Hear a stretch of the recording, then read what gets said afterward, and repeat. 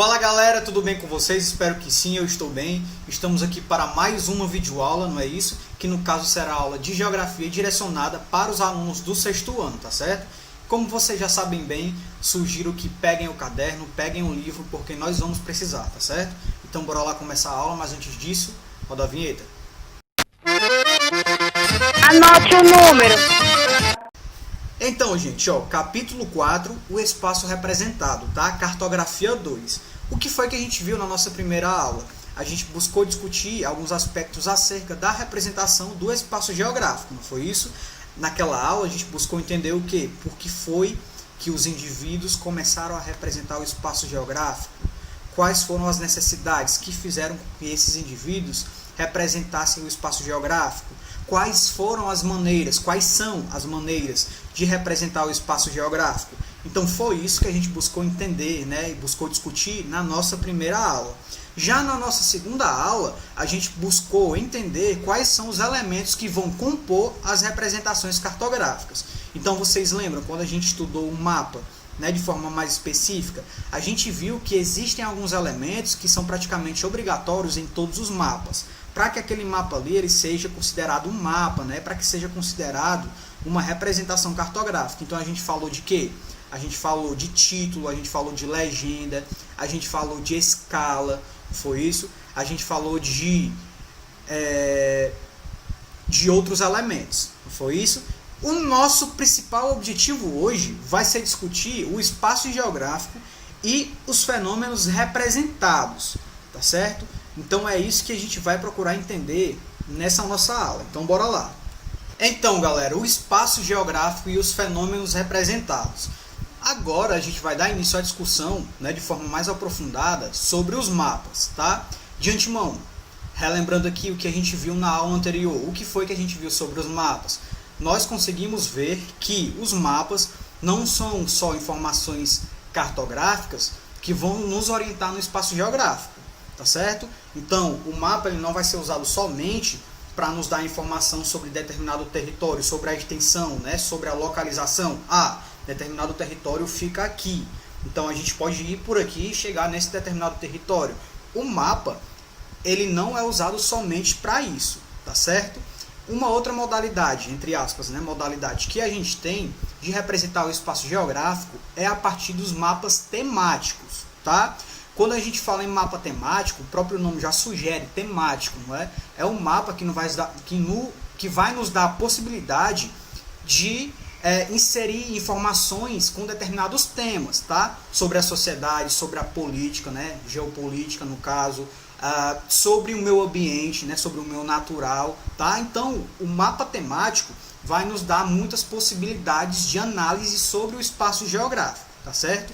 Então, o nosso objetivo hoje vai ser entender essas diferentes formas de representar o espaço geográfico a partir dos mapas temáticos. Show? O primeiro mapa que a gente tem é o mapa qualitativo, tá? Quando a gente fala em mapa qualitativo, a gente precisa ter em mente que são aqueles mapas que vão nos dar características sobre o espaço geográfico com informações diferentes. Tá? Então esse mapa que está aparecendo para vocês aí é um exemplo disso, né? Que é um mapa da divisão política do Brasil. Ele é um bom exemplo de mapa qualitativo, porque se a gente observar, né, esse mapa do Brasil político, a gente percebe que cada estado brasileiro está sendo identificado por uma cor diferente. Tá? Além disso, outro exemplo, nesse mapa aí dos recursos minerais e geologia no Brasil. A gente percebe, galera, que as cores são utilizadas para diferenciar cada estrutura geológica, tá? Enquanto os tipos de recursos minerais são identificados pelos símbolos que são diferentes, tá? Um outro mapa que a gente tem, galera, que também está aparecendo aí na tela de vocês, um exemplo, não é? É o mapa quantitativo, tá? Diferentemente dos mapas qualitativos, os mapas quantitativos, como o próprio nome já sugere, né, quantitativo, vão revelar os aspectos numéricos, tá? Os mapas quantitativos vão revelar os aspectos numéricos que indicam a quantidade dos fenômenos ou dos elementos que estão sendo representados ali, tá? Então esse mapa que está aparecendo para vocês vai representar a distribuição numérica da população nas diferentes regiões brasileiras, tá? Para isso, o que é que a gente percebe? Que aparece nessa representação. Foram utilizadas figuras geométricas, né, no caso, os círculos proporcionais, tá certo? Então, o que é que a gente tem? Ó, por meio da análise desse mapa, a gente consegue saber qual região brasileira tinha o maior número de habitantes em 2010, tá? Entre outras informações também, certo? Nesse outro mapa que está aparecendo para vocês também, ó, os fluxos migratórios, né, entre a Europa e a América são representados pela variação de espessura das setas, tá certo? Então, quanto mais grossa a seta, a gente já tem em mente que o maior número de pessoas está se deslocando, não é? Quanto mais fino, menos gente se deslocando, tá certo?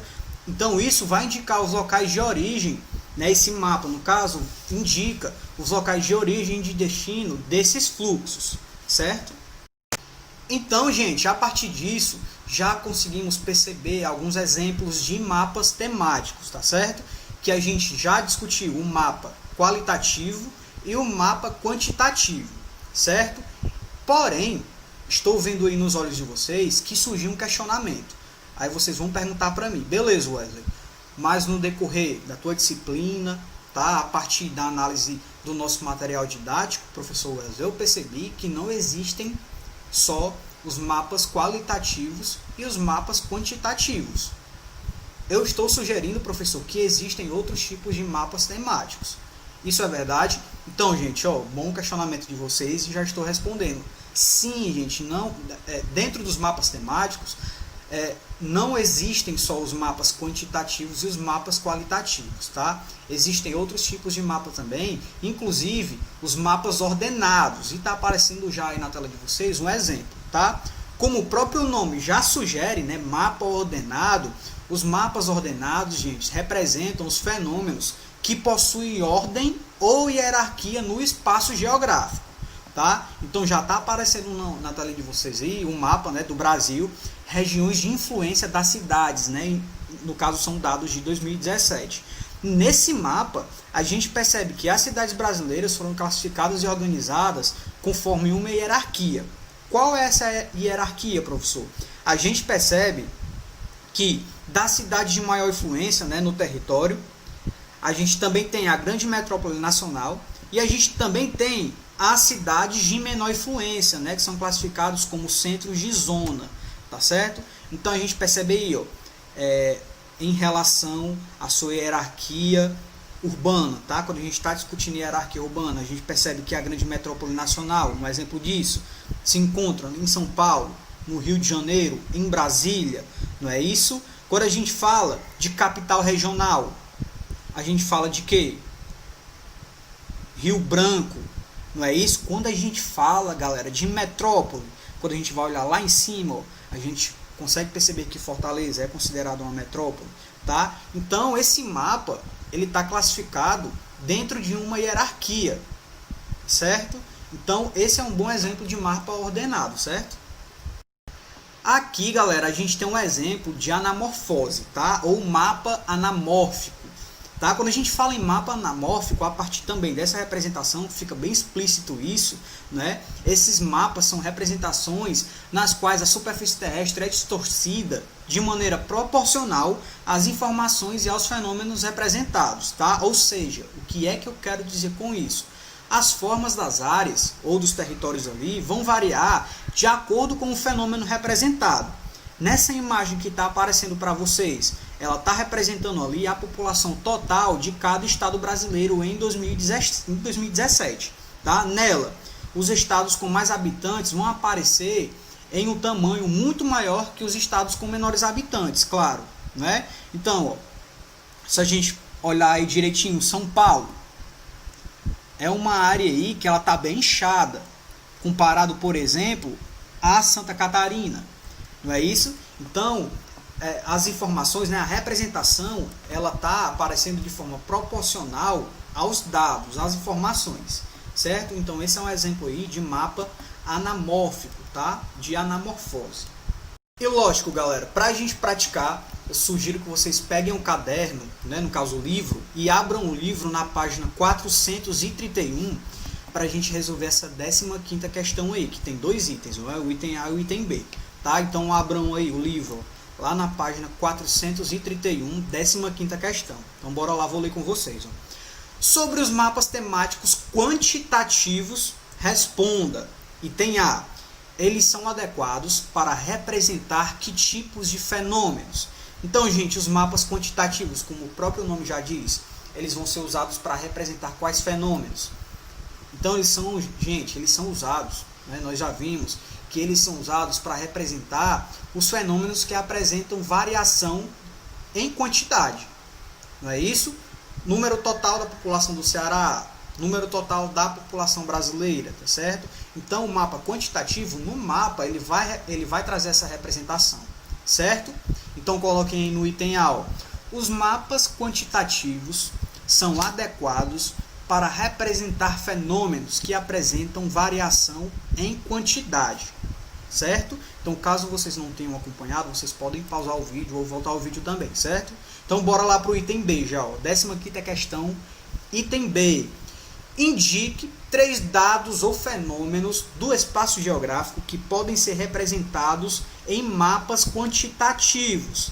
Então, galera, esse item nos dá diversas possibilidades, não é isso? De leitura no espaço geográfico, tá certo? Quando a gente sabe que um mapa quantitativo vai ser aquele mapa utilizado para representar variação de quantidade, a gente pode representar variações de quantidades em quais perspectivas, gente? No nosso território mundial. A gente pode fazer representação sobre a população de determinado território, tá certo? Sobre a produção agrícola de um determinado país. E a gente pode fazer também uma representação quantitativa sobre o número de usuários de smartphones do Colégio Mauro Bezerra, tá certo? Então as possibilidades são múltiplas de realizar, né, de confeccionar ali um mapa quantitativo. Então essa é uma resposta pessoal, já dei algumas sugestões aqui, mas fica a critério de vocês, né, tendo em mente a definição de mapa quantitativo, certo?